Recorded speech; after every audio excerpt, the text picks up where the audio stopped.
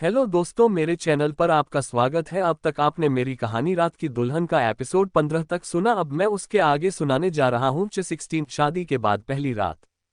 विवान के पीछे पीछे समीक्षा भी अंदर आ गई। विवान ने अंदर आते ही कहा, आप इस लड़की को यहाँ लेकर तो आ गए, लेकिन मुझसे कोई उम्मीद मत रखिएगा। मैं किसी भी कीमत पर इस लड़की को अपनी पत्नी नहीं मानूंगा। फिर से उसका बोलना शुरू हो गया था। उसके दादाजी आराम से लिविंग रूम में काउच पर बैठ गए। उसकी माँ वहीं समीक्षा के पास खड़ी हुई थी और उसके पापा कुछ ही देर पहले किसी जरूरी काम से अमेरिका गए थे। वो सीधा अपने कमरे में गया और वहां से कुछ जरूरी फाइल्स लेकर नीचे आ गया। जाने से पहले वो फिर से लिविंग रूम में बैठे अपने दादा दादी की तरफ घुमा और कहा, आगे से मुझे इसके लिए ब्लैकमेल करने की कोशिश मत करना। उसके गुस्से भरे शब्दों को सुनकर किसी ने भी उसे जवाब देने की हिम्मत नहीं की। उसके जाने के बाद उसकी दादी ने समीक्षा की तरफ देखा और कहा, नौकरानी तुम्हारा सामान विवान के कमरे में छोड़ देगी। तुम थोड़ा आराम कर लो, उसके बाद हम बाकी की रस्में शुरू करेंगे। समीक्षा ने जैसे ही सुना, उसकी आंखों के आगे अंधेरा छा गया। उसने तो इस बारे में सोचा ही नहीं था। ये वही हवेली थी जहां उसने उस वक्त अपनी सबसे बुरी रात बिताई थी, लेकिन अब ये हवेली उस वक्त से अलग लग रही थी, क्योंकि यहाँ शादी का माहौल था और हवेली को बहुत अच्छे से सजाया गया था। सजावट को अभी तक उतारा नहीं गया था। वो जुनून में यहाँ तो आ गई, लेकिन उसके सामने उसका अतीत आकर खड़ा हो गया था। वो सुबह उठकर मेडिटेशन करती थी, जिससे उसका दिमाग बहुत ज्यादा स्ट्रांग था। उसे कुछ ही पल लगे अपने ख्यालों को दिमाग से निकालने में, लेकिन जिसे वो अपने दिमाग से नहीं निकाल पा रही थी, वो था विवान। वो उस राक्षस का सामना कैसे करेगी? वो उसका चेहरा भी नहीं देखना चाहती थी, और सबसे बड़ी बात यह कि क्या उसे उसके साथ एक कमरे में रहना होगा? हरगिज नहीं, वो पागल हो जाएगी। वो कुछ कह नहीं पा रही थी कि तभी विवान की दादी ने नौकरानी की तरफ इशारा किया और वो जल्दी से समीक्षा का सामान पकड़ने के लिए वहां आ गई। उसने समीक्षा से बड़े आदर से कहा, आइए छोटी मैडम। छोटी मैडम सुनकर समीक्षा थोड़ी देर के लिए चौंकी और फिर बिना कुछ कहे नौकरानी के पीछे चल दी। नौकरानी ने उसे विवान के कमरे के दरवाजे तक छोड़ा और फिर जाने से पहले कहा, अगर आपको कुछ और चाहिए होगा तो आप मुझे बुला सकती हैं। ठीक है, समीक्षा ने जवाब में कहा और वो विवान के कमरे के अंदर आ गई। कमरे के पर्दे लगे हुए थे और कमरा बहुत ही शांत था। ये एहसास जाना पहचाना लग रहा था। उसका कमरा उनके पूरे घर जितना बड़ा था। समीक्षा पूरे कमरे में घूमी। उसमें अलग से dressing room, study room, bathroom और उसकी जरूरी चीजों को रखने के लिए एक दो और कमरे थे। समीक्षा फिर खिड़की के पास गई और उसने वहां के पर्दों को खोल दिया। लेकिन जैसे ही उसने पर्दों को खोला, वो एकदम से पीछे हटकर बेड पर गिर गई। ये वही नजारा था जो उसने उस वक्त देखा था, बिल्कुल वही। उसने धीरे से कहा, ये नहीं हो सकता, ये नहीं हो सकता। उसके दिमाग में सवालों की बाढ़ आनी शुरू हो गई थी। उसने मन ही मन कहा, क्या ये विवान था जिसने उस दिन उसकी मासूमियत छीन ली थी? उसका चेहरा काला पड़ गया। वो उसे मार देगी, लेकिन उसके पास कोई सबूत नहीं था। क्या ये हो सकता था कि वो इंसान कोई और हो? उसने अपना सर पकड़ लिया और कितनी देर तक वो वहां ऐसे ही बैठी रही, उसे खुद भी पता नहीं चला। तब जाकर वो अपनी सोच से बाहर निकाली जब एक नौकरानी उसे दिन का खाना खाने के लिए बुलाने आई। उसने मना करना चाहा क्योंकि उसे भूख नहीं थी, लेकिन उसने कुछ सोचकर नीचे जाने का फैसला किया। जब वो नीचे गई तो डाइनिंग टेबल पर पहले से ही विवान के दादा दादी और माँ बैठे हुए थे। कुछ नौकर खाना सर्व कर रहे थे। समीक्षा शादी के बाद की जिंदगी के बारे में इतना तो नहीं जानती थी, लेकिन उसने टीवी में देखा था कि शादी के बाद लड़की सभी घरवालों के लिए खाना बनाती है। उसने खाना तो नहीं बनाया, लेकिन वहां पर वो मदद कर सकती थी। उसने दाल का बाउल उठाया और जैसे ही वो घरवालों को इसके लिए पूछने वाली थी, विवान की मां ने कहा, अरे ये सब तुम्हें करने की जरूरत नहीं है। हमारे यहाँ बहुएं ये सब नहीं करती। आओ मेरे पास बैठो और लंच करो। समीक्षा ने भी इस बारे में बहस नहीं की और अपनी गर्दन हिलाते हुए कहा, ठीक है। विवान की मां बेशक देवांश से नफरत करती थी, क्योंकि उसकी वजह से उनकी बेटी को ऐसी जिंदगी जीनी पड़ रही थी जो उसने सपने में भी नहीं सोची होगी। लेकिन इस वजह से वो समीक्षा से नफरत नहीं कर सकती थी। जब भी वो समीक्षा को देखती थी तो उन्हें आशिका की याद आती थी और उसकी लिखी हुई चिट्ठी जिसमें उसने कहा था कि उसने कैसे समीक्षा को विवान के कमरे में भेजा था। वो अंदर ही अंदर गिल्टी महसूस कर रही थी, लेकिन वो नहीं चाहती थी कि अपनी बेटी की इस करतूत के बारे में सबको बताएं। पहले भी उनकी बेटी से सभी नफरत करने लगे थे। वो नहीं चाहती थी कि और भी ज्यादा वो लोग उसकी बेटी से नफरत करें। उनकी आंखें नम हो गईं। उन्हें लग रहा था कि अगर वो ऐसे ही शांत बैठी रहीं तो वो रो पड़ेगी। उन्होंने जल्दी से पनीर की सब्जी उठाई और समीक्षा की प्लेट में डालते हुए कहा, ये खाओ, इसमें प्रोटीन है। उसके बाद उन्होंने समीक्षा की थाली में 2 रोटियां रखीं। दाल का बाउल उन्होंने उसकी तरफ बढ़ाया और कुछ हरी सब्जियां और उसका ग्लास जूस से भर दिया। समीक्षा के अंदर एकदम से गर्माहट का एहसास हुआ। उसे अपनी माँ की याद आ गई। उसने अपने होंठ भींच लिए और उस गर्माहट से उसका दिल भर आया। देखने से वो शांत लग रही थी, लेकिन उनके बोलने में वो अपनी माँ की चिंता को महसूस कर सकती थी। लंच खत्म करके सभी उठ ही रहे थे कि एक लेडीज वहां आई। विवान की माँ ने समीक्षा की तरफ देखा और कहा, समीक्षा, इधर आओ। ये एक डिजाइनर है, इसे अपनी पसंद बता दो। ये तुम्हारे लिए वैसे ही कपड़े बना देगी और कुछ कपड़े आज शाम तक तुम्हारे लिए भिजवा भी देगी। समीक्षा बोलने वाली थी कि उसके पास पहले से ही कपड़े हैं, लेकिन उसने अपने शब्दों को वापस खींच लिया और वैसा ही किया जैसा विवान की माँ ने उसे करने के लिए कहा था। शाम हो गई थी और धीरे धीरे हाई सोसाइटी में विवान की शादी की बात फैल गई थी। ये काम विवान के दादाजी का ही किया धरा था। वो चाहते थे कि धीरे धीरे सबको पता लग जाए कि विवान की शादी हो गई है, लेकिन उन्होंने मीडिया से ये बात दूर रखी थी। इसलिए कुछ ही लोगों को पता था कि विवान की शादी हो गई है, फिर भी शाम तक उन्हें बहुत सारे कॉल्स आ गए थे। कई कॉल्स विवान को भी आईं, लेकिन उसने सबको नजरअंदाज कर दिया। यहां तक कि उसने पार्थ की कॉल भी नहीं उठाई। पार्थ ने फिर उसे मैसेज किया, हम शाम को ड्रिंक करने जा रहे हैं, क्या तुम आना चाहते हो?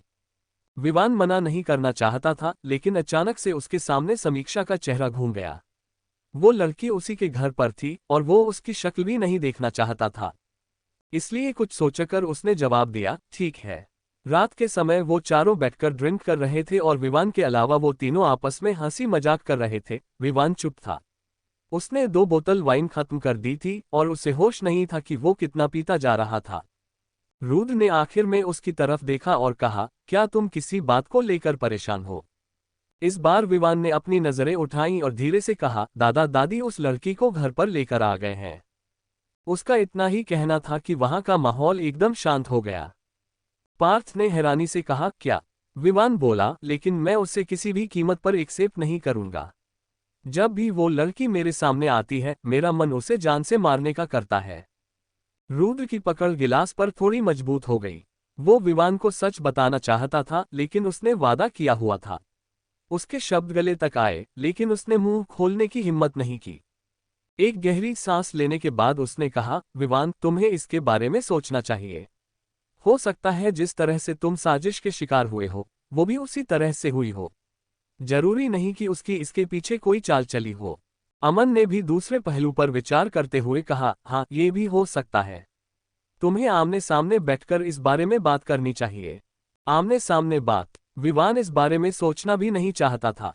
जैसे ही उसने कुछ कहने के लिए मुंह खोला, उसका फोन बजा। उसने फोन निकाला और देखा कि उसे उसकी दादी कॉल कर रही थी। बिना कुछ किए उसने फोन वापस अपनी जेब में डाल दिया और तीसरी शराब की बोतल खोली। उसके बाद उसका फोन लगातार बजता रहा, लेकिन उसने उस तरफ कोई ध्यान नहीं दिया। दूसरी तरफ विवान की दादी ने लाचार होकर समीक्षा की तरफ देखा, जो वहां मंदिर के सामने पूजा करने के लिए तैयार हो रही थी। वो बोली, वो फोन नहीं उठा रहा है, उसे आने दो आज घर। समीक्षा तुरंत बोली, कोई बात नहीं दादी, अभी के लिए मैं ही पूजा कर लेती हूँ। दादी ने कहा, अब तुम्हें अकेले ही ये सब रस्में करनी होंगी क्योंकि ये शादी के अगले दिन ही होती हैं। हम इसमें देरी नहीं कर सकते। वही कितने ही घंटे बीत गए विवान को पीते हुए। उसकी अल्कोहल कंजप्शन अच्छी थी, लेकिन इस बार उसने हद कर दी थी। रुद्र ने देखा कि वह फिर से एक बोतल खोलने की कोशिश कर रहा है, तो उसने जल्दी से उसे रोक दिया, नहीं विवान, बहुत हो गया। विवान ने नाराजगी से उसकी तरफ देखा, तभी अमन बोला, विवान, अब बंद करो। आज तुम्हारी शादी के बाद पहली रात है। अगर तुम इतना पियोगे तो कुछ करने लायक नहीं बचोगे। उसने यह मजाक किया था, लेकिन विवान की आंखों के सामने समीक्षा का चेहरा आ गया। उसके चेहरे पर आज जिस तरह का अभिमान था, उसे ऐसा लगा कि जैसे वह उसका मजाक बना रही थी, क्योंकि उसकी मर्जी के बिना ही वह उसे घर में थी। वो एकदम से वह खड़ा हो गया। पार्थ ने कहा, विवान, क्या तुम जा रहे हो? अब ऐसा लग रहा था कि जैसे उसने पी ही ना हो। बिल्कुल शांत, और उसके चेहरे पर वही ठंडा भाव थे। किसी का जवाब दिए बिना ही वह प्राइवेट कमरे से बाहर निकल गया। नीचे आते ही ड्राइवर ने जल्दी से उसके लिए दरवाजा खोला और जब वह घर पहुंचा तो अपने कदम धीरे धीरे अपने कमरे की तरफ बढ़ा दिए। उसने जैसे ही दरवाजा खोला, अंदर सोफे पर लेटी हुई लड़की एकदम से जाग गई। उसने डर के कारण लाइट भी बंद नहीं की थी, जिस कारण वह उस आदमी को देख सकती थी जिसने अभी अभी दरवाजा खोला था। उसके आते ही कमरे के चारों तरफ शराब की गंध फैल गई थी। विवान कमरे के अंदर आ गया और उसने चुपचाप दरवाजा बंद कर दिया। उसके बाद उसने ऊपर से नीचे तक समीक्षा को देखा। समीक्षा डर के कारण खड़ी हो गई थी। उसने फ्लेमिंगो कलर का नाइट गाउन पहना हुआ था जो आज ही वह फैशन डिजाइनर उसे देकर गई थी। वह इसे पहनना तो नहीं चाहती थी, लेकिन एक बार ट्राई करने के बाद उसे यह बहुत ज्यादा सॉफ्ट लगा, इसलिए उसने पहन लिया। उसे देखकर विवान की आंखों में गर्माहट छा गई और उसने धीरे धीरे अपने कदम उसकी तरफ बढ़ा दिए। तुम्हें क्या हो गया है? समीक्षा के शब्द उसके मुंह से बाहर निकले। पीछे हटने की कोशिश में वह वापस से सोफे पर गिर गई और जैसे ही विवान नीचे झुका, तेज गंध आने के कारण समीक्षा ने अपनी नाक बंद कर ली। वह सोफे पर पीछे हटने लगी। उसका दिल ऐसा लग रहा था जैसे बाहर आ जाएगा। क्या वह आदमी उसका रेप करने वाला था? चाहे वह जितनी भी ताकतवर हो, लेकिन एक आदमी का मुकाबला नहीं कर सकती थी। अचानक से उसे सेल्फ डिफेंस में सीखी हुई ट्रिक याद आ गई। उसने अपनी टांग उसकी टांगों के बीच मारने के लिए उठाई ही थी कि एकदम से विवान ने उसकी टांग पकड़ ली और वह और ज्यादा उसके नजदीक आ गया। पूरी तरह से ड्रंक होने के बाद भी वह अपने होश संभाले हुए था। जैसे ही उसने समीक्षा की टांग पकड़ी, उसके अंदर सोया हुआ जानवर जागने लगा था। नहीं, प्लीज प्लीज दूर हटो, समीक्षा ने अपनी पूरी ताकत लगाकर कहा। विवान धीरे से उसके कान के पास जाकर बोला, क्या तुमने यहाँ आने से पहले नहीं सोचा था कि एक पत्नी को अपने पति को भी खुश करना होता है? So let's get start baby. Vivaan की नजर फिर उसकी गोरी गर्दन पर गई। उसने अपना चेहरा उसकी गर्दन की तरफ झुका लिया। ये खुशबू वही थी जो उसने उस दिन महसूस की थी। बेशक वह उसका चेहरा भूल गया था, लेकिन ये खुशबू उसके रोम रोम में समाई हुई थी। जैसे ही उसके होठों ने समीक्षा की स्किन को टच किया, उसके अंदर एक तूफान सा उठ गया जिसे रोकना अब मुश्किल लग रहा था। समीक्षा अंदर तक कांप गई। उसने जल्दी से उसे रोकने के लिए अपने दोनों हाथ आगे बढ़ाए और उसका सिर पकड़ लिया। नहीं, तुम ऐसा नहीं कर सकते। उसके दोनों हाथ कांप रहे थे। विवान को महसूस हुआ कि जिस हाथ से उसने उसकी टांग पकड़ी हुई थी, वह टांग भी पूरी तरह से कांप रही थी। उसने उसकी टांग छोड़ दी और अपनी गर्दन ऊपर उठाकर उसके चेहरे को देखा। उसका पूरा चेहरा लाल हो गया था और उसकी आंखों में डर था। उसका पूरा शरीर बुरी तरह कांप रहा था।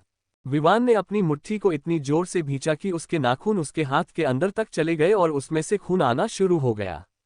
वह उसके ऊपर से उठ गया और समीक्षा को कमरे के बाहर जोरों से धक्का दे दिया। विवान ने दरवाजा उसके चेहरे पर गुस्से में बंद कर दिया और बौखलाया हुआ बाथरूम में चला गया। समीक्षा का दिल जोरों से धड़क रहा था, उसकी नजर बंद दरवाजे पर टिकी हुई थी। समीक्षा ने मन ही मन कहा, समीक्षा, तुम्हें यहाँ आना ही नहीं चाहिए था, तुमने यहाँ आकर बहुत बड़ी गलती कर दी। पूरे घर में अंधेरा था, शायद सब लोग सो गए थे। वो नीचे लिविंग रूम में आ गई और सोफे पर बैठ गई। इतनी रात में वो जाती भी कहाँ? वो पूरी रात वहां बैठी अपने बारे में सोचती रही। आखिर में जब बाहर अंधेरा हटना शुरू हो गया तो उसकी आंखें भारी हो गईं और जब अंधेरा छटने को हुआ तो वो जल्दी से ऊपर कमरे में आ गई। उसने दरवाजा खोला तो खुल गया, शायद अंदर से लॉक नहीं था। उसने देखा विवान बेड पर सोया हुआ। वो भी जाकर सोफे पर सिकुड़ कर बैठ गई।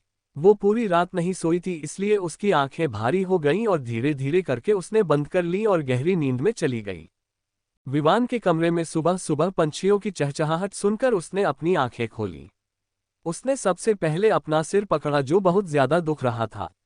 उसके बाद वो खड़ा हो गया और उसकी नज़र सोफे पर लेटी हुई समीक्षा पर गई, जो सिकुड़कर आराम से सोई हुई थी।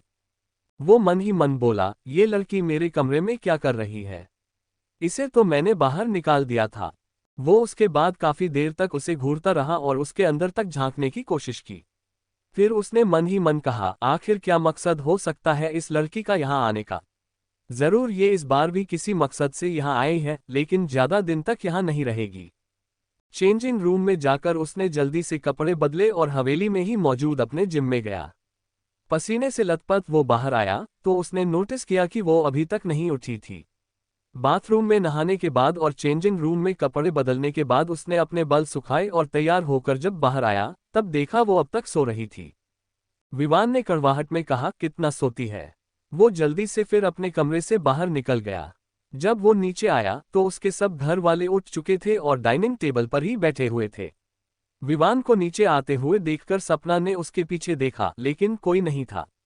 विवान अपने घर वालों के पास नहीं गया और न ही उसका ब्रेकफास्ट करने का कोई इरादा था। उसे बाहर की तरफ जाते हुए देखकर विवान की मां ने आवाज दी, विवान बेटा, ब्रेकफास्ट तैयार है।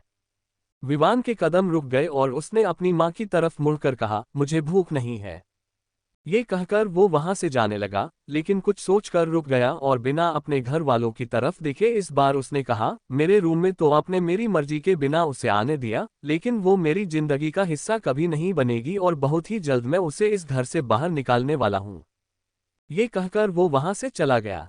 विवान की मां ने आह भरी और अपने सास ससुर की तरफ देखा।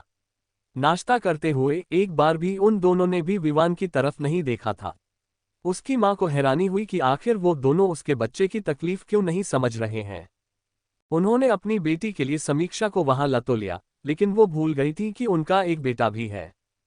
प्रेरणा ने अपने सास ससुर की तरफ देखा और कहा, मम्मी जी, पापा जी, आपको क्या लगता है, क्या उस लड़की और विवान में कभी कुछ बनेगा? अगर ऐसा ही रहा तो ये उन दोनों के लिए अच्छा नहीं होगा।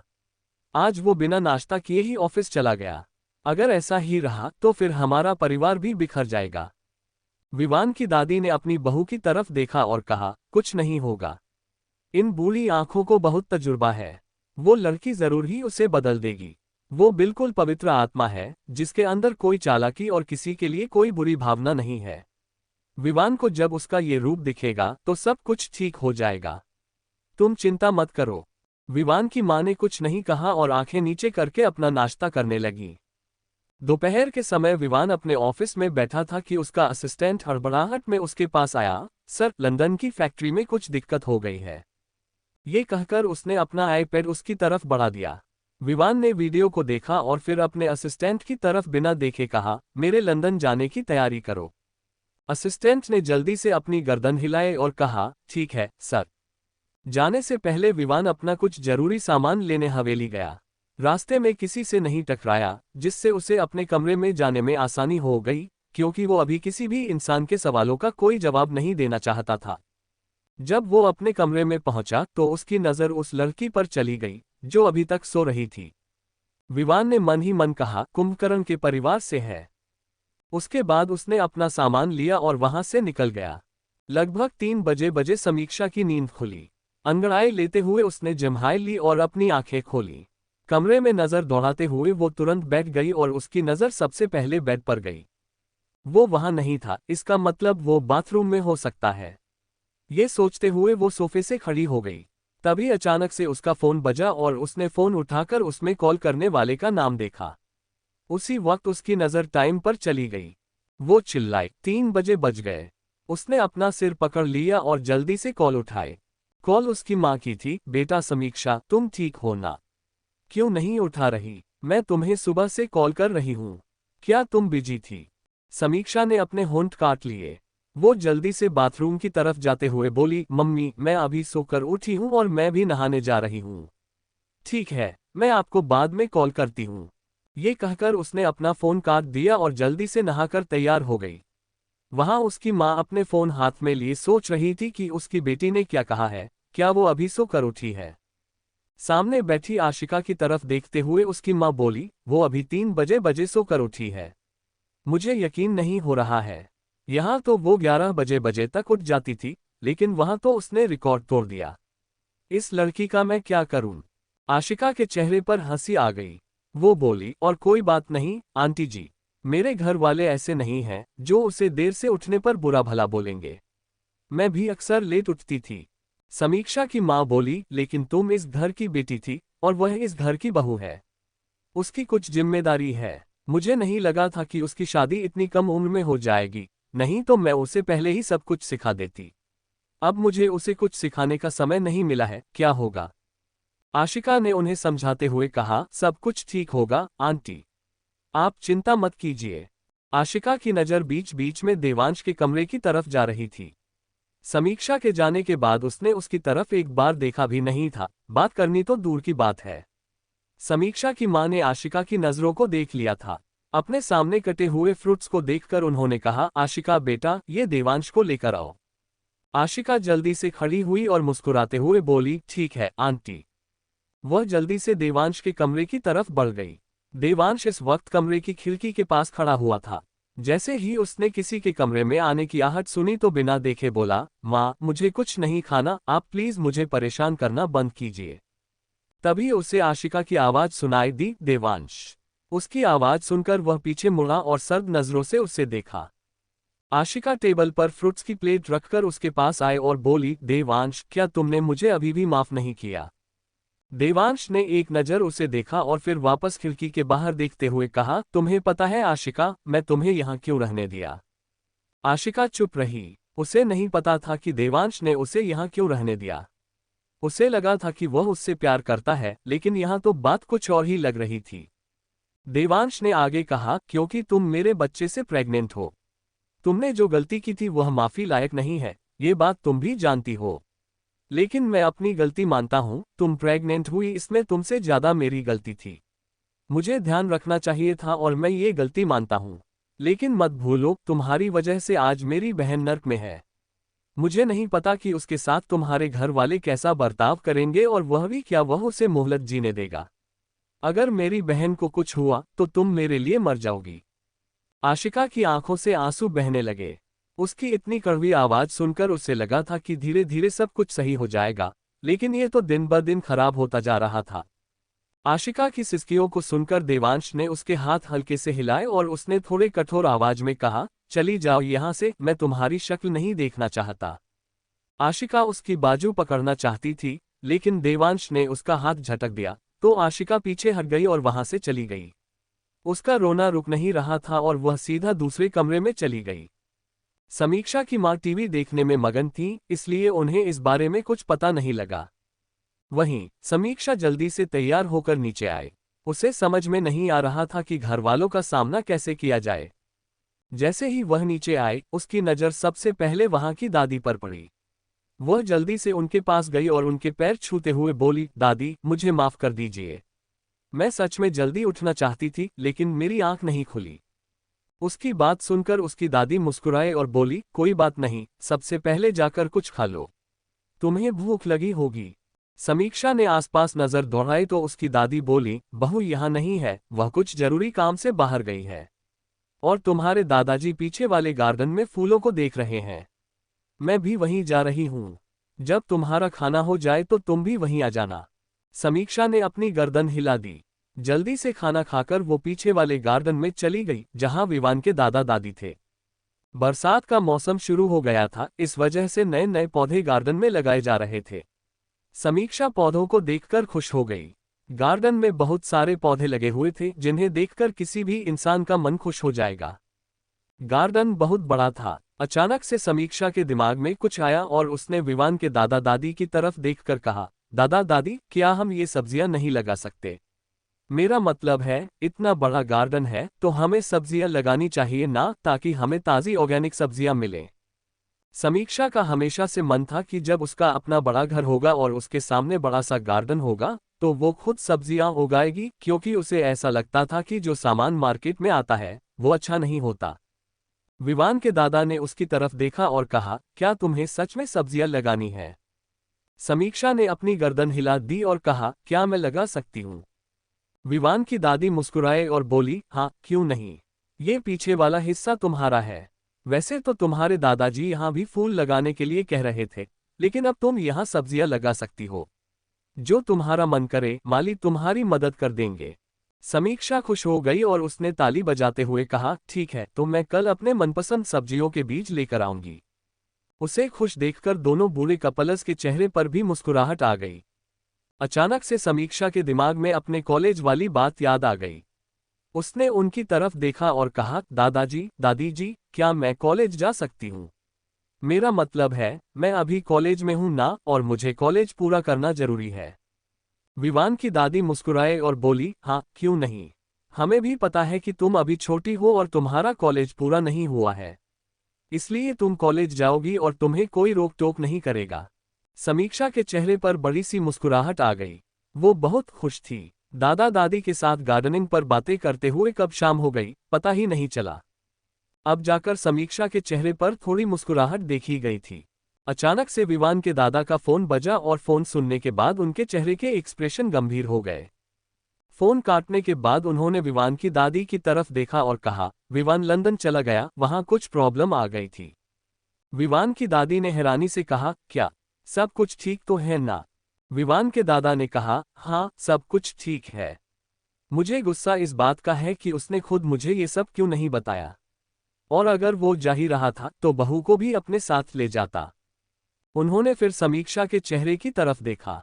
समीक्षा जो अंदर ही अंदर खुश हो रही थी, उसका चेहरा बाहर से मासूम और दुखी लग रहा था। विवान के दादा का दिल भर आया। उन्होंने उसके सर पर हाथ फेरा और कहा, कोई बात नहीं, तुम उसकी हरकत का बुरा मत मानो। जब वो वापस आएगा तो मैं उसे अच्छे से डांट लगाऊंगा। रात के समय समीक्षा विवान के बेड पर लेटी हुई थी। बेडशीट बदल दी गई थी जिससे उसमें से विवान की कोई भी स्मेल नहीं आ रही थी, जिस वजह से वो आराम से चैन की सांस ले सकती थी। उसके नाम लेते हुए इधर उधर करवटें बदलते हुए उसने कहा, काश वो इंसान वहीं मर जाए और कभी वापस ना आए। इतने में उसके फोन पर कोई नोटिफिकेशन आया और जैसे ही उसने फोन स्वाइप करके नोटिफिकेशन को पढ़ा, उसकी आंखें बड़ी हो गईं। खोला और उसकी हेडलाइन पढ़ी, उसने अपने मुंह पर हाथ रख लिया। उसने धीरे से फिर से वो टाइटल दोहराया, बजाज परिवार के लंदन वाले हेडक्वार्टर में लगी आग और अंदर फंसा विवान बजाज। समीक्षा का जबड़ा कस गया। उसने मन ही मन कहा, अरे इतनी जल्दी मर गया। भगवान, क्या ये मेरी काली जुबान की वजह से हुआ है? अरे नहीं, ऐसा नहीं हो सकता। मेरी काली जुबान नहीं है, मैंने तो बस ऐसे ही कहा था और आग तो बहुत पहले ही लग गई थी। वो बेड पर बैठी अपने नाखून चबाने लगी और कुछ सोचकर जल्दी से बेड से नीचे कूद गई। उसने धीरे से दरवाजा खोला और बाहर झांक कर देखा। उसे अब कुछ आवाज आने लगी थी। वो जल्दी से सीढ़ियों की तरफ भागी और नीचे आ गई। उसने देखा, लिविंग रूम में विवान के दादा दादी और माँ बैठे हुए थे। शायद उन्हें भी ये बात पता लग गई थी कि विवान वहां आग में फंसा हुआ है। विवान की माँ ने समीक्षा को देखा और कहा, बेटा समीक्षा, तुम अभी तक सोई नहीं? समीक्षा ने उनके पास आते हुए कहा, वो एक्चुअली मैंने वो हेडक्वार्टर वाला आर्टिकल पढ़ा। विवान के दादाजी बोले, चिंता करने की कोई जरूरत नहीं है। मेरा पोता बहुत ज्यादा स्ट्रांग है, उसे कुछ नहीं होगा। समीक्षा विवान से बेशक नफरत करती थी, लेकिन वो उसके परिवार से नफरत नहीं करती थी और वो नहीं चाहती थी कि उसका परिवार दुखी हो। उसका परिवार बहुत अच्छा था और उसे बहुत प्यार करता था। उन्होंने कभी उसे बुरा भला नहीं कहा, बल्कि उसे पहले ऐसा लगा था कि जब वो इस घर में आएगी तो हर कोई उसके खिलाफ होगा। उसका चेहरा बहुत ज्यादा उदास हो गया। विवान की दादी ने जब उसका चेहरा देखा तो धीरे से कहा, अरे तुमने क्यों मुंह लटकाया हुआ है? तुम्हारे दादाजी ने कहा ना कि हमारा पोता बहुत ज्यादा स्ट्रांग है और उसे कुछ नहीं होगा। अब चिंता मत करो और वापस जाओ अपने कमरे में। जाकर सो जाओ, तुम्हें सुबह कॉलेज भी तो जाना है। विवान की मां ने उसके कंधे पर हाथ रखा और कहा, सब कुछ ठीक होगा, मेरा बेटा जल्दी ही वापस आएगा। विवान के दादाजी भी खड़े हो गए। वो बोले, सब अपने अपने कमरे में जाओ, मेरा पोता बिल्कुल ठीक होगा। मुझे पूरा यकीन है वो जल्दी ही वापस आएगा और मुझे अपना वो खड़ूस चेहरा दिखाएगा और किसी न किसी बात पर मुझसे लड़ेगा। समीक्षा का दिल अचानक से बैठ गया। चाहे वो कितना ही खड़ूस था, लेकिन उसका परिवार उससे बहुत प्यार करता था। सबके जाने के बाद समीक्षा भी अपने कमरे में चली गई। वो जानती थी कि उसका परिवार बिल्कुल भी ये सोच नहीं सकता कि उसे कुछ हुआ भी है। उन्हें पूरा विश्वास था कि वो वापस आएगा और विवान को कुछ होगा नहीं। अगली सुबह समीक्षा की नींद ईशाना की कॉल से खुली। हेलो समीक्षा, क्या तुम जाग गई? समीक्षा ने अंगड़ाई लेते हुए कहा, हाँ बस अभी उठ ही रही हूँ। ईशाना ने कुछ देर खामोश रहने के बाद कहा, मुझे तुम्हारे बारे में कुछ सुनने को मिला है। क्या वो सब सच है? समीक्षा ने जम्हाई ली और बेड से नीचे उतर गई। बाथरूम की तरफ जाते हुए वो बोली, क्या सुना है? ईशाना बोली, तुम्हारी और विवान की शादी के बारे में। विवान बजाज, क्या ये सच है? समीक्षा ने ब्रश में टूथपेस्ट लगाया और अपने मुंह में डालते हुए कहा, हाँ। ईशाना बोली, ये सब कैसे हुआ? क्या ये बात सच है कि उसने तुम्हारे साथ जबरदस्ती शादी की? समीक्षा कुछ देर तक कुछ नहीं बोली। वो इस वक्त ब्रश कर रही थी। ईशाना को लगा कि कॉल कट चुकी है। जब उसने देखा कि कॉल कटी नहीं थी, उसने दोबारा से पूछा, समीक्षा, क्या तुम मेरी बात सुन रही हो? समीक्षा ने कहा, हाँ, रुको 1 मिनट। 1 मिनट की जगह उसने 5 मिनट ले लिए और फिर अपना मुंह साफ करने के बाद बोली, अब बोलो। ईशाना बोली, मैं तुम्हारी और विवान की शादी के बारे में बात कर रही थी। समीक्षा ने कहा, मैं आज कॉलेज जा रही हूँ, सब कुछ समझाती हूँ। ईशाना बोली, क्या सच में? क्या तुम्हें विवान ने कॉलेज में आने की इजाजत दे दी है? उसकी बात सुनते ही समीक्षा को गुस्सा आ गया। वह बोली, वो कौन होता है मुझे इजाजत देने वाला? मैं अपनी मर्जी की मालिक हूँ। वो कमीना मेरे लिए कुछ नहीं है। तभी समीक्षा को अचानक से रात वाली बात याद आ गई।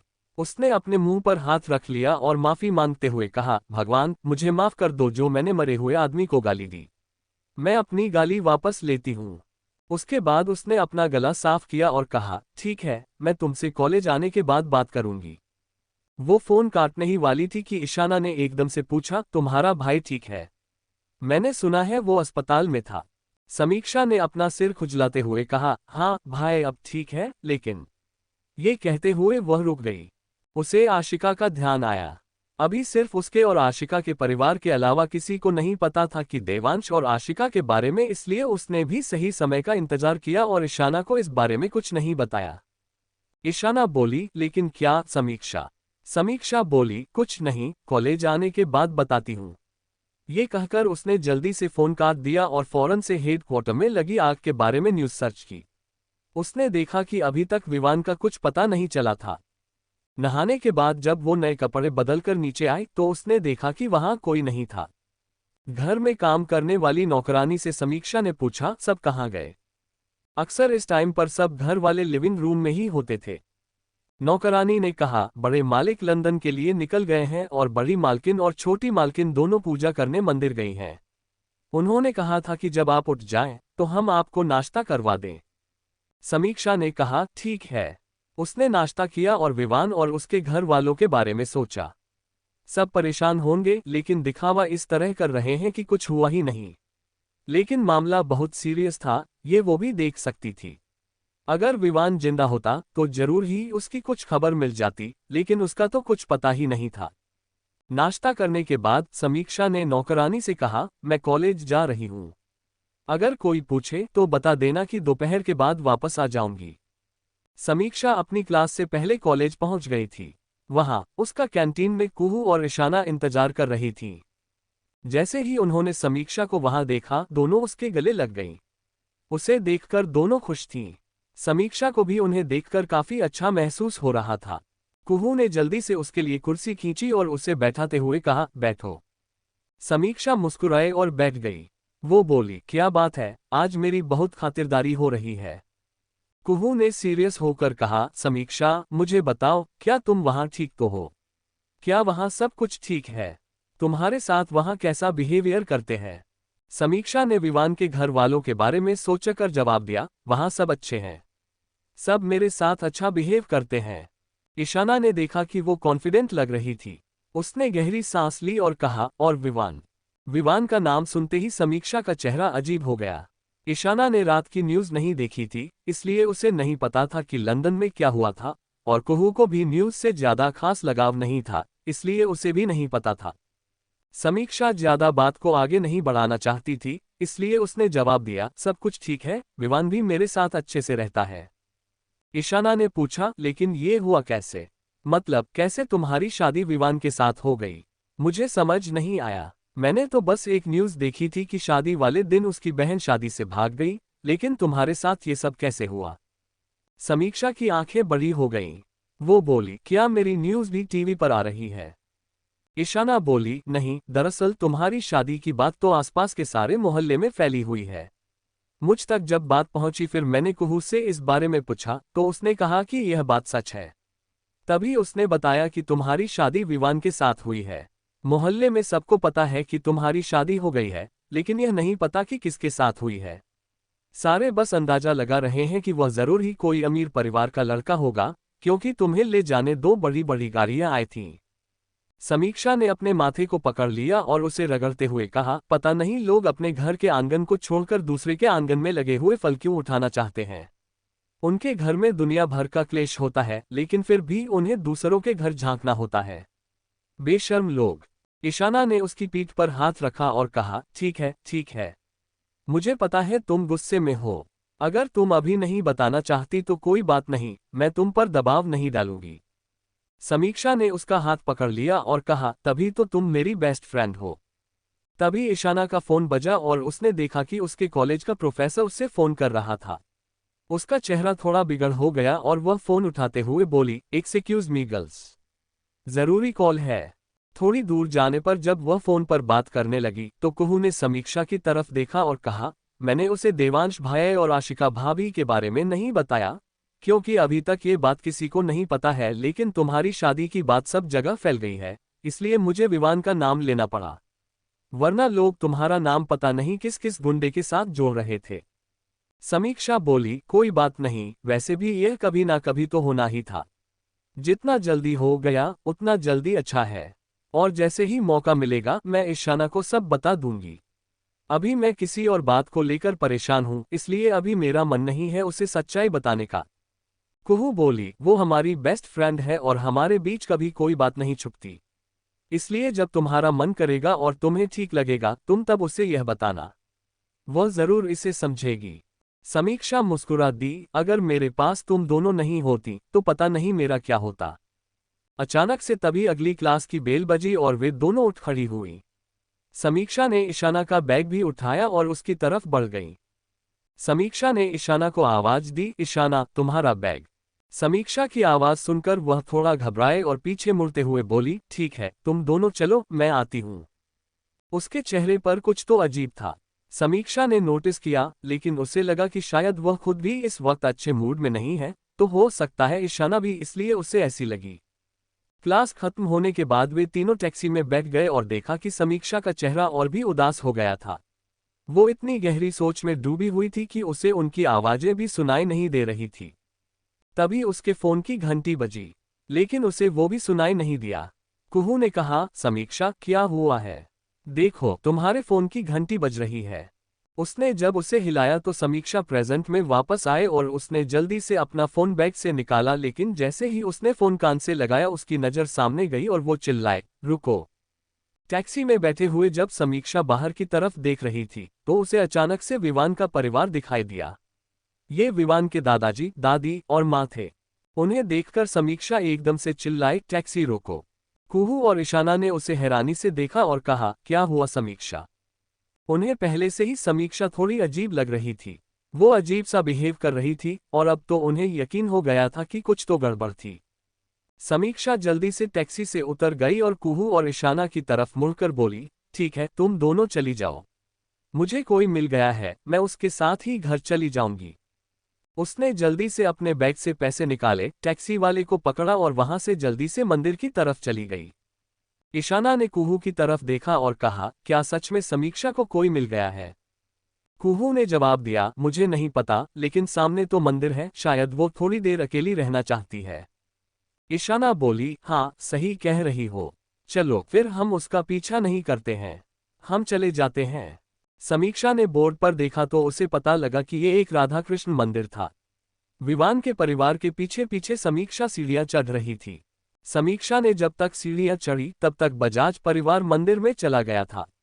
ऊपर पहुंचकर उसने देखा कि विवान की दादी और मां मंदिर की मूर्ति के सामने थी और वहीं उसके दादाजी पंडित जी से कुछ बात कर रहे थे। पंडित जी ने कहा, मिस्टर बजाज, पूजा के लिए जो सामान हमने मंगवाया था वो कहाँ है? विवान के दादाजी बोले, वो पीछे नौकर लेकर आ रहे हैं। पंडित जी ने कहा, ठीक है, तब तक आप प्रार्थना कीजिए। समीक्षा पीछे खड़ी थी। जैसे ही वो आगे जाने को हुई, पीछे से कई सारे नौकर जिन्होंने सफेद कपड़े पहने हुए थे अपने हाथों में सामान लेकर अंदर आ गए और बोले, पंडित जी, ये सामान कहाँ पर रखना है? पंडित जी ने एक नज़र सामान को देखा और कहा, अच्छा, ये विवान की आत्मा की शांति के लिए जो पूजा करवानी है उसका सामान है। इसको वहीं साइड में रख दो, पूजा कुछ ही देर में शुरू होने वाली है। जैसे ही समीक्षा ने ये बात सुनी उसके रोंगटे खड़े हो गए। उसका मुंह खुला का खुला रह गया। उसने अपने मुंह पर हाथ रख लिया और धीरे से कहा, ऐसा नहीं हो सकता, इतनी जल्दी नहीं। भगवान, मुझे पता है आप बुरे लोगों को जल्दी अपने पास बुला लेते हैं, लेकिन इतनी जल्दी? उसकी तो उम्र ही क्या थी? तब तक समीक्षा की नजर आगे खड़े विवान के दादा दादी और मां पर गई, जो वहां मूर्ति के सामने खड़े हुए थे। समीक्षा धीरे से बोली, बेचारे, उन्होंने तो कभी सोचा भी नहीं होगा कि उन्हें एक ऐसा दिन देखना पड़ेगा। विवान कितना ही बुरा और खड़ूस था, लेकिन था तो उनका बेटा ही, बजाज परिवार का इकलौता वारिस। सच में उनके लिए ये समय बहुत कठिन होगा। समीक्षा का दिल अंदर तक भर आया। चाहे जो भी हो, वो किसी की मौत की कामना नहीं कर सकती थी, चाहे उसका दुश्मन ही क्यों ना हो।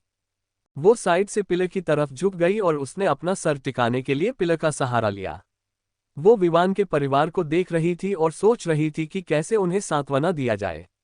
वो बहुत अच्छे लोग हैं। वो धीरे से वो बड़बड़ाए, भगवान, चाहे वो कितना ही बुरा इंसान क्यों ना हो और चाहे उसने मेरे साथ कितना ही गलत क्यों ना किया हो, लेकिन उसका परिवार बहुत अच्छा है। इसलिए उसके परिवार की खातिर उसकी आत्मा को शांति देना। उसने आंखें बंद कर ली और फिर हाथ जोड़कर सीधी खड़ी हो गई और बोली, भगवान, विवान की आत्मा को शांति देना।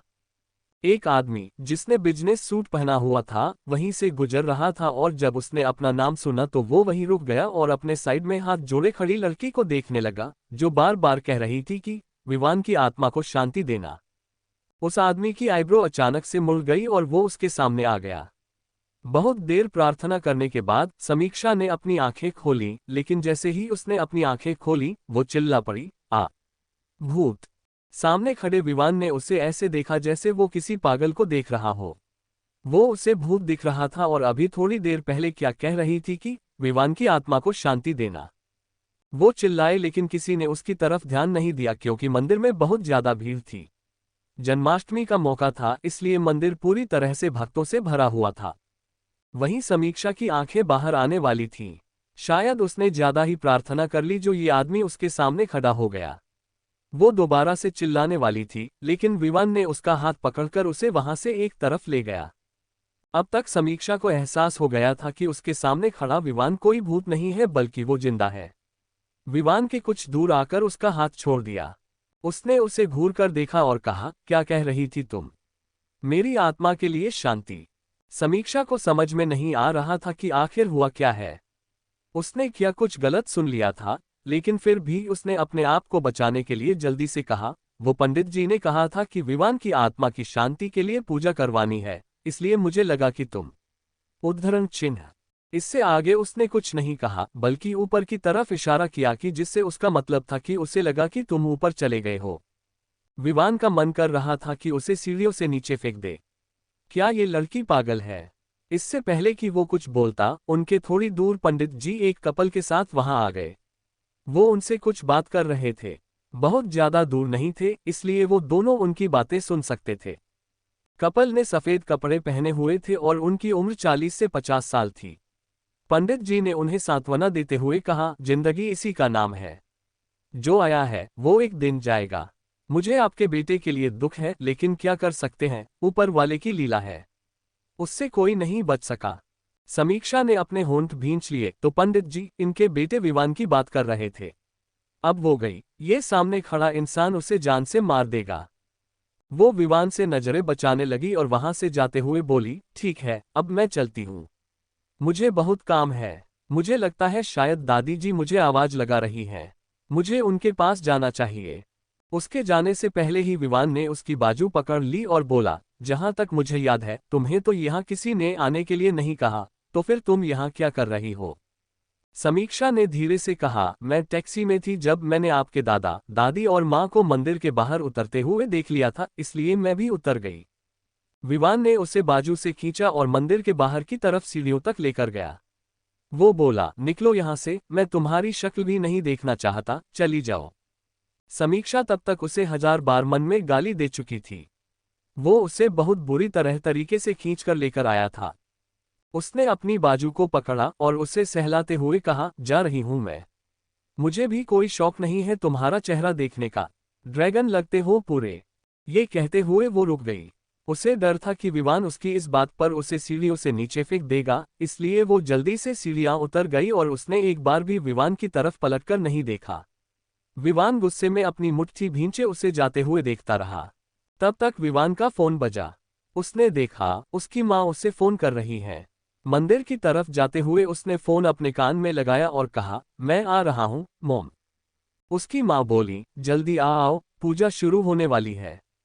विवान जब तक वहां पहुंचा, पूजा पहले ही शुरू हो चुकी थी। पूजा खत्म होने के बाद जब वो वापस से घर जाने के लिए सीढ़ियां उतर रहे थे, तब विवान की दादी ने कहा, काश बेटी समीक्षा भी हमारे साथ होती, तभी ये पूजा पूरी तरह से संपन्न होती। विवान की मां बोली, हाँ, अगर हमें पहले ही पता होता कि आज हम मंदिर में पूजा करने के लिए आने वाले हैं, तो मैं पहले ही उसे कह देती। लेकिन हमारा प्लान भी एकदम से बना। विवान चुपचाप की बातें सुन रहा था। उसने मन ही मन कहा, लेकिन फिर भी वो साया हुआ कचरा यहाँ पहुंच गई थी। लड़की है या तूफान। वहीं हवेली के बाहर टैक्सी ने उसे छोड़ा और वो जल्दी से बाहर निकल गई। वो पूरे रास्ते विवान को बुरा भला कहते हुए आई थी। जैसे ही उसने हवेली की गेट को पार किया, उसके पास एक नोटिफिकेशन आया। उसने फोन उठाकर नोटिफिकेशन को पढ़ना चाहा तो उसकी हेडलाइन देखकर उसका चेहरा और भी अजीब हो गया।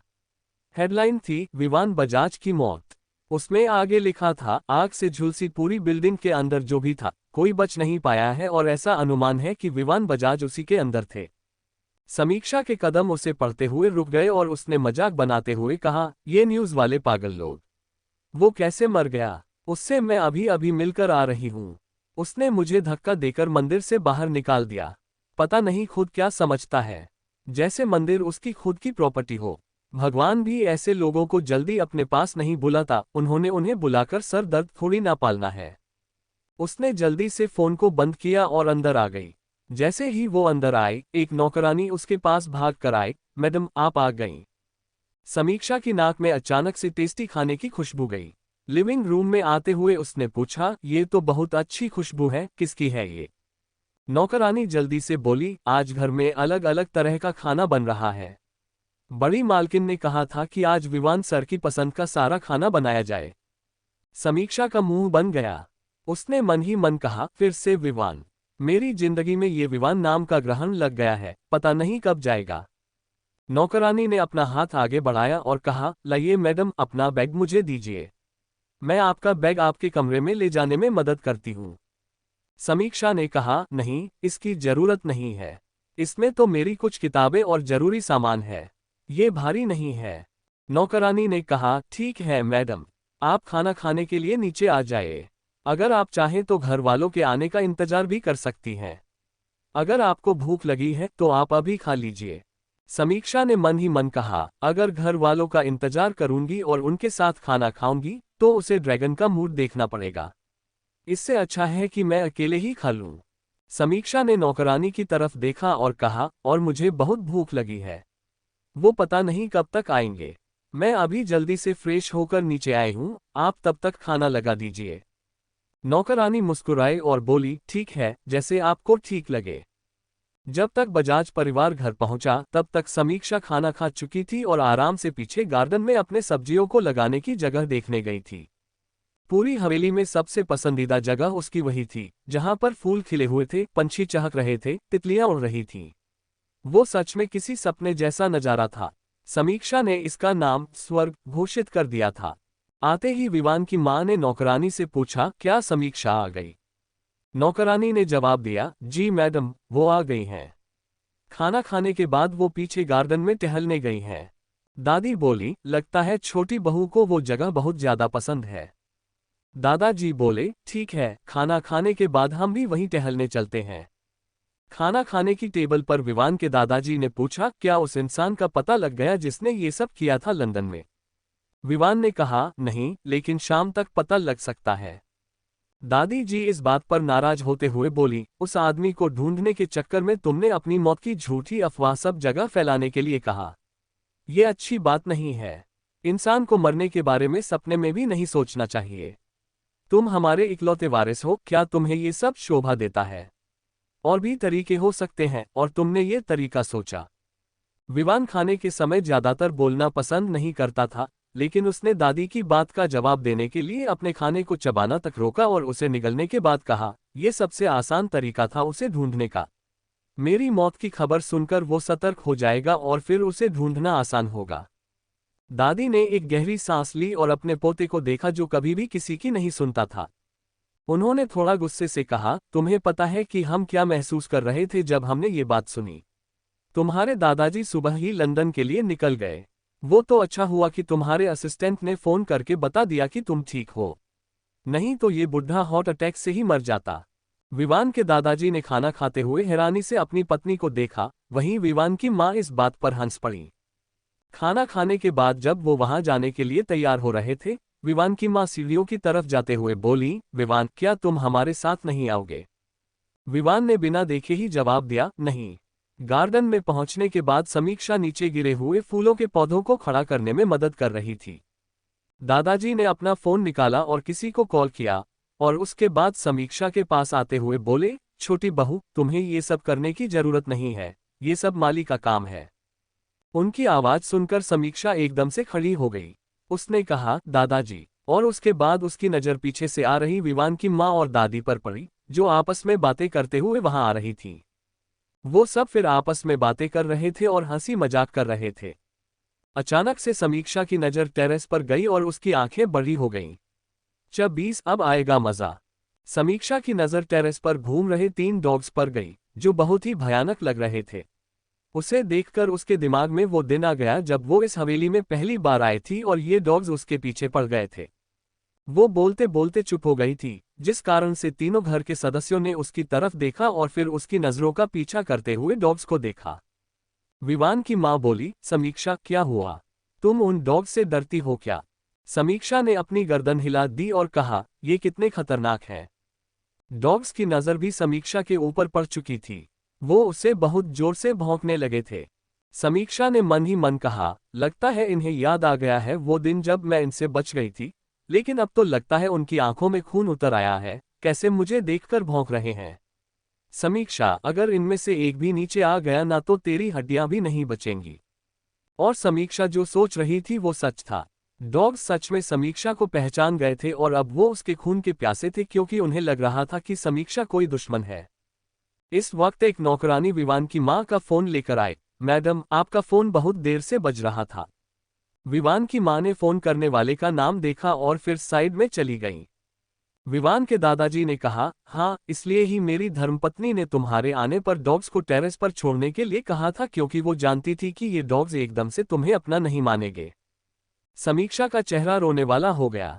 उसने दादाजी की तरफ देखा और कहा, दादाजी, प्लीज इन्हें नीचे मत लाना वरना मेरी लाश यहां से जाएगी। विवान की दादी ने थोड़ा गुस्से में कहा, छोटी बहू, ऐसी बातें मत करो।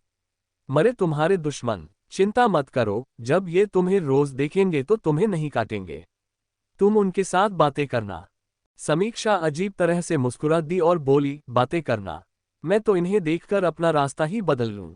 उसकी बात सुनकर विवान के दादा दादी हंसने लगे और समीक्षा सर खुजलाते हुए दोबारा से बोली, क्या इन्हें आप बेच नहीं सकते? मेरा मतलब है, ये आपने क्यों रखे हुए हैं, जबकि आपके पास तो बहुत सारे गार्ड भी हैं। विवान के दादा बोले, ये सब विवान के शौक हैं, लेकिन इन्होंने बहुत सारे गार्ड्स को कई बार काट खाया है। ये विवान के अलावा किसी के नहीं हैं, ये सिर्फ उसकी बात मानते हैं। समीक्षा ने फिर उन खूंखार डॉग्स को देखा और मन ही मन कहा, विवान की बात मानते हैं। हे भगवान, मतलब अब तू गई समीक्षा। इससे पहले कि वो तुझे इन डॉग्स का खाना बनाए, तुझे इनका कुछ करना होगा। समीक्षा ने एकदम से भोली शक्ल बना ली और दादीजी की तरफ देखकर कहा, दादाजी, क्या हम इन्हें बेच नहीं सकते? मेरा मतलब है, ये कितने खूंखार डॉग्स हैं और कभी ना कभी तो मैं इनके सामने जाऊंगी ही, कहीं ऐसा ना हो ये मुझे काट ले और फिर मुझे रेबीज हो जाए। विवान की दादी ने भी समीक्षा की हाँ में हाँ मिलाते हुए कहा, छोटी बहू सही कह रही है, वैसे भी इनका यहाँ कोई काम नहीं है। समीक्षा ने देखा कि विवान की दादी ने उसकी हाँ में हाँ मिलाई है, तो उसने एकदम से दादी की बाजू पकड़ ली और कहा, दादी, सच में एक आप ही हैं जो मुझे समझती हैं। दादाजी के पास अब कोई ऑप्शन नहीं था। उन्होंने कहा, ठीक है, मैं किसी को बुलाता हूँ डॉग्स को ले जाने के लिए। समीक्षा बोली, उसकी चिंता मत कीजिए आप दादाजी, मैं किसी को जानती हूँ जो इन डॉग्स को ले सकता है। दादाजी बोले, ठीक है, मैं ये काम तुम्हारे ऊपर छोड़ता हूँ और वैसे भी अभी मुझे और तुम्हारी दादी को किसी जरूरी काम से बाहर जाना है। विवान के दादा दादी के वहां से जाने के बाद विवान की मां समीक्षा के पास आकर बोली, समीक्षा बेटा, मुझे किसी जरूरी काम से बाहर जाना है, तुम अपना ख्याल रखना और डॉग्स से डरने की जरूरत नहीं है। समीक्षा विवान की मां को बताना चाहती थी कि उसे डॉग्स को बेचने की परमिशन मिल गई है, लेकिन तब तक विवान की मां वहां से जा चुकी थी। समीक्षा ने जल्दी से एक नंबर फोन में ढूंढा और फोन किया। वो फोन पर बात ही कर रही थी कि उसने देखा कि पहले विवान के दादा दादी और फिर उसकी मां और फिर विवान एक के बाद एक करके घर से बाहर जा रहे थे। समीक्षा ने धीरे से कहा, अब तो काम और भी आसान होगा। कुछ ही देर में एक गाड़ी गेट के बाहर आकर रुकी। उसमें से 6 से 7 आदमी बाहर निकले जो काफी हटे कट्टे थे। समीक्षा को कॉल आ गया और वो जल्दी से लिविंग रूम से बाहर भाग कर आए। उसने उन आदमियों से कहा, वो डॉग्स ऊपर टेरेस पर हैं। वो आदमी समझ गए और समीक्षा उन्हें टेरेस तक लेकर गई, लेकिन टेरेस का रास्ता दिखाने के बाद वो जल्दी से नीचे भागकर आ गई और एक कोने में छिप गई ताकि वो डॉग्स उसे ना देख पाएं। जब उन आदमियों ने आराम से उन डॉग्स को गाड़ी में बैठा दिया तो समीक्षा कोने से निकलकर बाहर आए। वो डॉग्स समीक्षा को देखकर फिर से भौंकने लगे। ऐसा लग रहा था जैसे वो उसे जिंदा ही निगल जाना चाहते हों। समीक्षा ने उनसे नजर बचाते हुए जल्दी से उन आदमियों के बॉस से कहा, भैया जल्दी पैसे दीजिए। मैंने अभी इंटरनेट पर देखा है, इनका प्राइस बहुत ज्यादा है। वो आदमी समीक्षा के भाई देवांश का दोस्त था जिसकी अपनी पेट शॉप थी और उसके पास हर तरह के जानवर थे जो इंडिया में लीगली बेचे और खरीदे जा सकते हैं। समीक्षा अक्सर पहले अपने भाई के साथ उसकी दुकान पर जाती थी और उसे वहां अलग अलग जानवर देखकर बहुत ज्यादा मजा आता था। देवांश के दोस्त ने 1.5 लाख रुपए कैश निकाला और समीक्षा को देते हुए कहा, ये लो, ये पूरे 1.5 लाख रुपए हैं। समीक्षा की आंखें बड़ी हो गईं। उसके चेहरे की मुस्कान भी बड़ी हो गई। उसने जल्दी से वो पैसे अपने हाथ में ले लिए और कहा, भैया आप तो जीनियस हो। वो पैसों को गिनते हुए अंदर आ रही थी कि उसे डॉग्स के फिर से भौंकने की आवाज सुनाई दी। उसने उन्हें इग्नोर किया और अंदर आ गई। विवान की मां भी उसी वक्त वापस आई थी। उन्होंने जब गाड़ी को जाते हुए देखा तो अंदर जाकर नौकरानी से इस बारे में पूछा। नौकरानी ने बताया कि समीक्षा ने वो गाड़ी बुलवाई थी। समीक्षा से बात करने के लिए विवान की मां उसके कमरे में गई। समीक्षा ने पहले ही पैसे अलमारी में रख दिए थे और जब अलमारी बंद करके पीछे मुड़ी तो उसने देखा कि विवान की मां उनके कमरे में आ रही थी। बेटा समीक्षा, वो गाड़ी किसकी थी? मैंने उसमें विवान के डॉग्स को देखा। समीक्षा बोली, जी वो एक्चुअली दादाजी ने मुझसे उन डॉग्स को बेचने के लिए कहा, इसलिए मैंने डॉग्स को खरीदने वाले को यहां बुलाया था। वो उनकी गाड़ी थी। विवान की मां थोड़ी परेशान दिखी और उन्होंने पूछा, क्या तुमने विवान से इस बारे में बात की? समीक्षा ने अपनी गर्दन न में हिला दी। विवान की मां ने समीक्षा से कहा, विवान को उन डॉग्स से बहुत ज्यादा लगाव था। वो उन्हें तब लेकर आया था जब उन्हें पैदा हुए बस 2 दिन हुए थे। उनकी मां किसी कारण से मर गई थी और तब से वो डॉग्स विवान के पास ही थे। समीक्षा का चेहरा एकदम से काला पड़ गया। उसे नहीं पता था कि विवान के लिए वो डॉग्स इतने खास थे। उसने अपना धीरे से विवान की मां से कहा, मुझे इसके बारे में कोई अंदाजा नहीं था। जब वो लोग डॉग्स को लेने आए तब तक विवान जा चुका था। विवान की मां ने गहरी सांस ली और कहा, अब कुछ नहीं कर सकते, लेकिन इस बात पर विवान कुछ ज्यादा ही गुस्सा करेगा। बेहतर होगा कि तुम उसे तब बताओ जब उसका मूड अच्छा हो। आज मां और पिताजी दोनों रात को नहीं आएंगे। वो दोनों हमारे दूसरे विला में ही रहेंगे और मैं भी अभी कुछ जरूरी काम से अपनी बहन के घर जा रही हूँ। अपना ख्याल रखना। समीक्षा का चेहरा रोने वाला हो गया। मतलब अब वो अकेली होगी। उसे लग रहा था कि वो इंसान उसे खा जाएगा। उन डॉग्स का तो पता नहीं, लेकिन विवान उसे जरूर रात में डिनर के तौर पर खाने वाला था। रात के समय उसने तब तक खाना नहीं खाया जब तक विवान वापस नहीं आया। वो लिविंग रूम में बैठकर उसका इंतजार कर रही थी। जैसे ही विवान वापस आया वो एकदम से खड़ी हो गई। उसने कहा, आ गए तुम? विवान जो कि फोन पर बात करते हुए अंदर आ रहा था, उसने अजीब नजर से समीक्षा को देखा और फिर नजर हटा ली। उसने उसे पूरी तरह से इग्नोर कर दिया और सीधा अपने कमरे में चला गया। समीक्षा जल्दी जल्दी उसके पीछे कमरे में आ गई। क्या तुम अब शावर लोगे? रुको, मैं तुम्हें टॉवल निकाल कर देती हूँ। नहीं, शायद बाथरूम में पहले से ही टॉवल और बाथरोब दोनों मौजूद हैं। तुम्हें कोई परेशानी नहीं होगी। विवान जो कि अभी तक फोन पर बात कर रहा था, उसने फोन रखने के बाद उसे अजीब नजरों से देखा और कहा, क्या तुम्हें किसी पागल कुत्ते ने काट लिया है? किस तरह की बातें कर रही हो? कुत्ते का जिक्र होते ही समीक्षा ने अपने दांत भींच लिए। उसे समझ में नहीं आ रहा था कि वो कैसे विवान को बताए कि उसने उसके पाले हुए कुत्ते बेच दिए हैं और उनके बदले उसने 1.5 लाख रुपए लिए हैं। उसे लगा था कि शायद विवान को उनसे कोई फर्क नहीं पड़ता था, लेकिन यहाँ तो मामला कुछ और था। विवान जल्दी से बाथरूम में गया और जब वो वापस आया तो सिर्फ एक टॉवल में था। जब वो बाहर आया तो उसने सोचा कि समीक्षा वहां नहीं होगी, लेकिन वो बेड पर दोनों हाथों में अपना चेहरा लिए बैठी हुई थी। जैसे ही उसने उसे देखा वो एकदम से खड़ी हो गई। वो मुस्कुरा रही थी उसे देखकर। विवान एकदम से मुड़ा और चेंजिंग रूम की तरफ चला गया। कैजुअल कपड़े पहनकर वो बाहर आया तो देखा कि समीक्षा वहीं खड़ी उसकी तरफ फिर से मुस्कुरा रही थी। वो एकदम से उसके पास आए और बोली, डिनर तैयार है, चलो साथ में डिनर करते हैं। वो बड़ी आस लगाकर उसे देख रही थी और अपनी मोटी मोटी आंखें बार बार झपका रही थी। वो बहुत प्यारी लग रही थी। एकदम से विवान को अपने शरीर में हलचल महसूस हुई। उसने अपना हाथ ऊपर उठाया और उसे साइड करते हुए कहा, दूर रहो मुझसे। समीक्षा को एक तरफ धक्का दे दिया गया, लेकिन वो फिर से सीधी खड़ी हो गई। वो जल्दी से विवान के पीछे भागी। लिविंग रूम में आकर विवान ने देखा कि वहां पर कोई भी घर का सदस्य नहीं था। उसने फिर नौकरानी से पूछा, सब कहाँ गए? नौकरानी ने उसे बताया कि दादी और दादाजी पुराने विला में गए हैं और उसकी माँ अपनी बहन से मिलने उनके घर गई हैं। वो सब कल या परसों ही आएंगे। विवान ने गर्दन हिलाए और अचानक से कुछ याद करते हुए कहा, क्या डॉग्स का अच्छे से ख्याल रखा जा रहा है? समीक्षा जो कि सीढ़ियों से नीचे आ रही थी, जब उसने विवान की बात सुनी तो नौकरानी की तरफ इशारा किया, जिसे समझकर नौकरानी ने विवान से कहा, जी।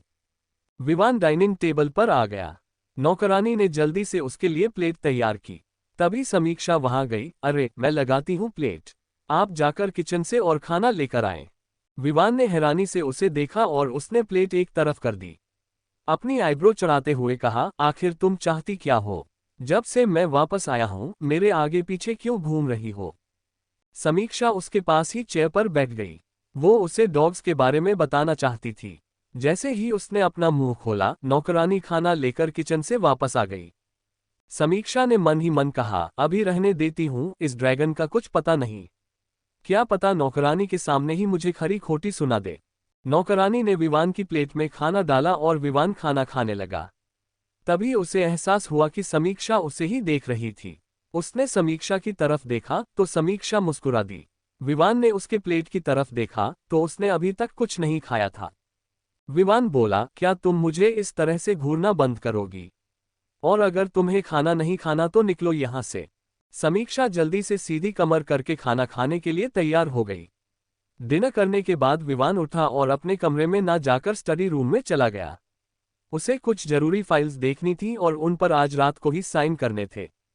स्टडी रूम की खिड़की से समीक्षा ने अंदर झांकने की कोशिश की तो देखा कि विवान चेयर पर बैठकर कुछ फाइल्स को पढ़ रहा था। इस वक्त वो बहुत ज्यादा सीरियस और हैंडसम लग रहा था। समीक्षा ने कहीं सुना था कि जब आदमी बहुत ज्यादा सीरियस होता है तो वो बहुत ज्यादा हैंडसम लगता है। समीक्षा ने अपने मन में आए ख्यालों को एक तरफ किया और फिर से डॉग्स के बारे में सोचने लगी। अगर वो इस समय विवान के स्टडी रूम में जाकर उसे बताएगी तो हो सकता है वो कल का सूरज ना देख पाए, क्योंकि वो पहले से ही गुस्से में लग रहा था। ना चाहते हुए भी वो वहां से मुड़ गई और फिर वापस कमरे में आ गई। देर रात तक भी विवान कमरे में नहीं आया तो समीक्षा उसे देखने के लिए बाहर आ गई। उसने देखा कि विवान स्टडी रूम में नहीं था। समीक्षा ने अपना सिर खुजलाते हुए कहा, स्टडी रूम में नहीं है तो कहाँ गया? समीक्षा ने जितनी दूर हो सकता था उतनी दूर तक अपनी नजरें घुमाई। तभी उसे एक रूम की लाइट जलती हुई दिखाई दी। दबे पैरों से वो वहां तक गई। उसने देखा कि विवान सोफे पर बैठा हुआ था। समीक्षा ने मन ही मन कहा, काश उसे डॉग्स से लगाव ना होता तो मुझे इस मनहूस का चेहरा नहीं देखना होता। घर पर कोई नहीं था तो मैं अपना क्वालिटी टाइम स्पेंड करती, लेकिन देखो आज के दिन जब घर पर कोई नहीं है तो मुझे इसके पीछे घूमना पड़ रहा है। विवान को एहसास हो गया कि उसे कोई देख रहा है। उसने अपनी नजरें उठाईं और दरवाजे पर खड़ी समीक्षा को देखा। उसकी आईब्रो चढ़ गई और उसने धीरे से कहा, फिर से नहीं? आखिर तुम्हारी प्रॉब्लम क्या है? इतना सुनते ही समीक्षा को उसने वहां से भागते हुए देखा। समीक्षा जल्दी से अपने कमरे में गई और 1.5 लाख रुपए कैश अपने हाथ में ले लिया। फिर उसी रफ्तार से वापस विवान के कमरे में आ गई। विवान जो कि उसके जाने के बाद टैब में कुछ देख रहा था। अचानक उसे अपने सामने कुछ हिलता हुआ दिखाई दिया। उसने नजर उठाकर देखा तो समीक्षा उसकी तरफ 500 के बंडल वाली गद्दी बढ़ा रही थी। आगे की कहानी सुनने के लिए अगला भाग देखें और मेरे चैनल को सब्सक्राइब, लाइक, शेयर करें। धन्यवाद।